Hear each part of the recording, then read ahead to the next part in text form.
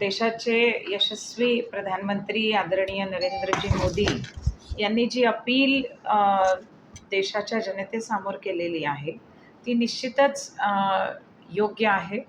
कारण ज्याप्रमाणे आजचा विषय हाती घेतलेला आहे आमचे पार्टीचे प्रदेशचे प्रवक्ते प्रशांत भाऊंनी, त्याप्रमाणे जर सांगायचं असलं तर आपण सगळे बघतो की जेवढे प्रशासकीय कार्यालय आहेत ते कोणत्याही डिपार्टमेंटचे असो, परंतु त्या प्रशासकीय कार्यालयांमध्ये प्रचंड गर्दी ही नेहमी असते.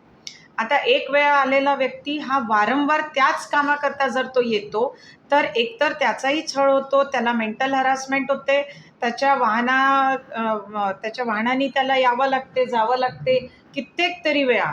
म्हणजे ही जी कामामध्ये दिरंगाई आहे त्याच्याकरता मला असं वाटतं की प्रशासनातले सगळे जे अधिकारी आहेत किंवा जे IAS IPS ऑफिसर्स आहेत त्यांनी एकतर एक वेळ निश्चित करून द्यावी की तुम्ही 3 तास अधिकारी हे कार्यालयातच असतील, जेणेकरून तो व्यक्ती येईल तर त्या 3 तासात त्यांना भेटतील, त्याला हेलपाटे घ्यावे लागणार नाही. कारण नेहमी व्यक्ती बघतो की आला तर कलेक्टर साहेब आता नाही आहेत, साईडवर गेले, जेई नाही आहेत, डेप्टी नाही आहेत, अशा प्रकारे आपण सगळं बघतो.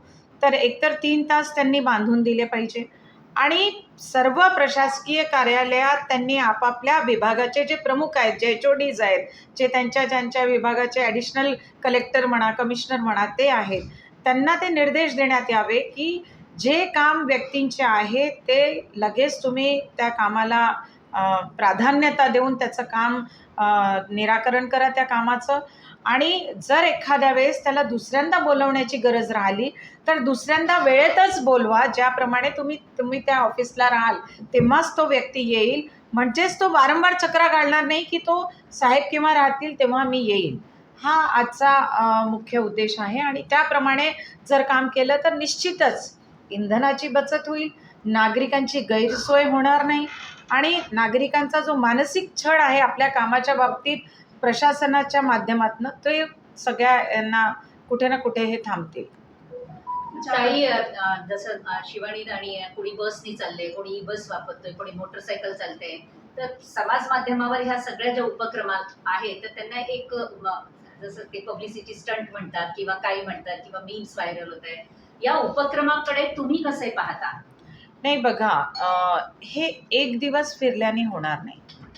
खरं पाहिलं तर ते काय करत आहेत, ते काय नाही करत आहेत मला याच्या बाबतीत माहिती नाही, मी पण रील बघितली आहे. परंतु तिने एक चांगला प्रयत्न केलेला आहे की आपण जर एक दिवसाचंही रॉकेल वाचवलं तरी ते खूप होणार म्हणून. परंतु मला असं वाटतं आमच्यासारख्या जनप्रतिनिधींनी सुद्धा जर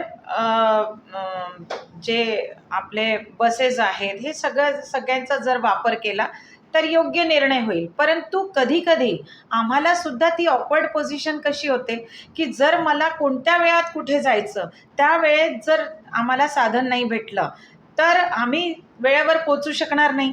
आणि आम्ही जनप्रतिनिधी आहोत, आमची नैतिक जबाबदारी आहे वेळेवर पोचणं, कारण ते जनतेचं काम असतं.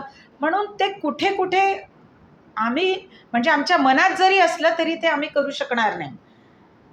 योग्यरित्या जर नियोजनबद्ध रीतीने सगळ्या जनप्रतिनिधींनी सुद्धा जर आपल्याकडे येणारे जे कार्यकर्ते आहेत त्या कार्यकर्त्यांना जर वेळेवर बोलावलं आणि एकाच वेळेत त्यांचं काम करून दिलं, प्रशासनाने एकाच वेळेत नाही, एका वेळेत झालं तर आजकाल तर डिजिटल झालेलं आहे सगळं, त्या डिजिटलनुसार त्याला ऑनलाईन सांगा ना तुमची फाईल कुठपर्यंत आली आहे, तुमचा पत्र कुठपर्यंत आलं आहे, तो घरून आपली माहिती घेऊ शकेल. आणि शेवटी जेव्हा त्याला परमिशन मिळणार आहे तेही तुम्ही डिजिटल द्या, नाही तर तुम्ही त्या परमिशनच्या वेळेस तुम्ही त्याला बोलवा.